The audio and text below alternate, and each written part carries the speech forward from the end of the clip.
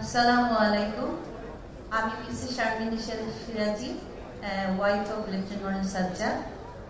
16 mm long কোর্সের ordinance করেছিলেন আমার হাজব্যান্ড।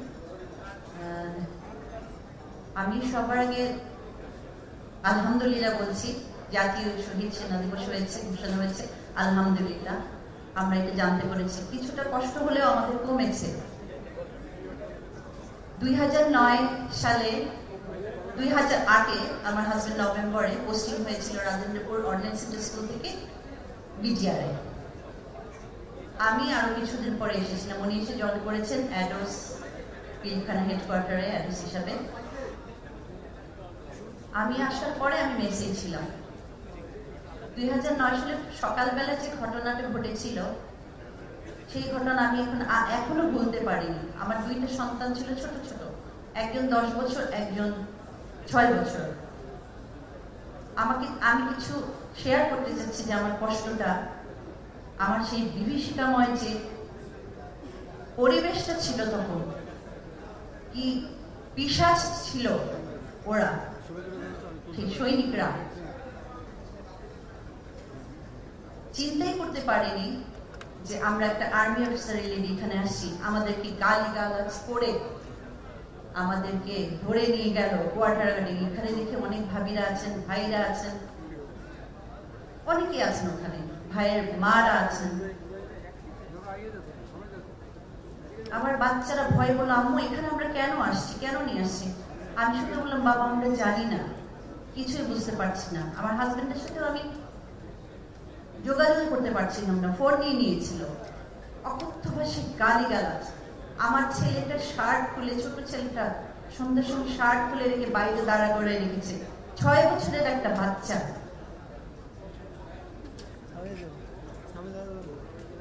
ওরা যে কি বর্বর ছিল, মানে আমরা যারা দেখে এসেছি ওরা ট্রমাটাইজ ছিলাম আমরা। আমি আমার বড় সন্তান অনেকদিন ছিলাম ওখান থেকে। আল্লাহ তাআলা আমাদের মনে হয় সুন্দরভাবে এই পর্যায়ে নিয়ে এসেছেন, শুকর আলহামদুলিল্লাহ। একজন সৈনিক, একজন ননিকেই সোলজার। জাস্ট আমি খালি তাকিয়েছিলাম যে এটা কি হচ্ছে, এখানে কি হচ্ছে। আমাকে বলল, তুই চোখ তুলে তাকাবি না, তোর চোখ কানা করে দিব, চোখ নামা। আমি কি বলবো? আমার বাচ্চারা বলছে, আম্মু এইভাবে কথা বলছে কেন আঙ্কেলরা? আমি কি বলবো? কিছু বলার আমার ভাষা নেই, কিছু বুঝতেই পারছি না। অকথ্য ভাষায় গালাগালি করে যাচ্ছে, কাকে মেরেছে, কোথায় মেরেছে, সব আমাদের কানে আসছে। সারাটা দিন রাত ওখানে পার করেছি, একটা রুমের মধ্যে দুইটা বাচ্চাকে নিয়ে, আরো ভাবিরা, ভাই, অফিসার, তাদের মারা। শুধু নামাজ পড়ে আল্লাহর কাছে বলেছে, আল্লাহ আমার হাজবেন্ডটাকে আপনি ভালো রেখেন, সবাই ভাই সব ভালো রেখেন। জানি না কিচ্ছু ওখানে আমরা তো কেউ আমাদের শেয়ার করছে না, শুধু বুঝতে পারছি যে কিছু একটা হচ্ছে।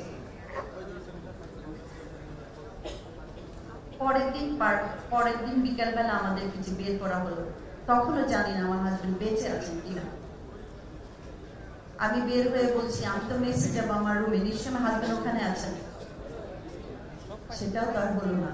আমি বের হয়ে আসলাম খালি পায়ে, দুইটা বাচ্চাকে নিয়ে। আমার বাচ্চা দুইটা কাপড় চোপড় সব খুলে, গেঞ্জি গরমে সারাদিন কোয়ার্টার গার্ডে থেকে, রাত থেকে। তারপরে আমি বের হয়ে আসছি পরের দিন। শুধু বাচ্চা দুইটা মুখের দিকে তাকিয়ে ভাবলাম কি হচ্ছে, কিছু বুঝতে পারছি না। আমার বাচ্চাগুলোর কোনো খাবার ছিল না, কিচ্ছু ছিল না। যাক আলহামদুলিল্লাহ, তারপরে আল্লাহ আমাদের নিয়ে আসছেন, এতটুকু হায়াত ছিল বলে আল্লাহ আমাদের ওখান থেকে উদ্ধার করেছেন, সসম্মানে আমরা আসছি। কিন্তু এই যে কষ্টটা পরে 2 দিন পরে শুনলাম আমার হাজবেন্ড এবং আমার সব ভাইদের কষ্টের মৃত্যু, বিশ্বাস করতে পারছিলাম না। আমার ছোট বাচ্চা একটু পর এসে বলছিল, মা বাবুকে কে মেরে ফেলছে, জানো, জানা যাবে, চলো কবে যাবো, তুমি যাবা না? আমি কিছু বলতে পারিনি।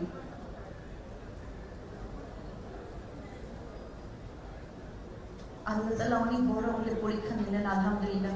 আজকে আমার 2 ছেলে এসেছে, ছেলের বউ এসেছে, আমার দেবর এসেছে। আমার ছেলে আজকে বুয়েটের টিচারও। আর আমার ছোট ছেলে বিউপিতে পড়ছে, বড় হয়েছে। অনেক স্ট্রাগল করেছি জীবনে, দুইটা বাচ্চাকে নিয়ে। কেউ বুঝবেন না একটা হাজবেন্ড ছাড়া কত কষ্ট দুইটা বাচ্চাকে মানুষ করা। নিজে চাকরি করেছি আর পারিনি, ওদের জন্য পরে ছেড়ে দিয়েছি। শুধু ওদের মুখের দিকে তাকিয়ে ওদের সময় দিতে হবে। আজকে ওরা আল্লাহর অনেক বড় হয়েছে, আল্লাহ তাআলা করেছেন। আমাদের সব ভাবির ছেলে মেয়েগুলো অনেক বড় হয়েছে, অনেক ভালো জায়গায়, আলহামদুলিল্লাহ। আমাদের সবার জন্য আপনারা দোয়া করবেন। আমার অনেক কষ্টের কথা, অনেক কিছু বলতে গেলে অনেক বলতে হবে। এই বিদেশে তোমার যে দেখে আসছি, যে দৃশ্যটা আমি ওখানে দেখেছি, এটা কেউ না দেখলে আপনারা বুঝবেন না ভাই ভাবিরা।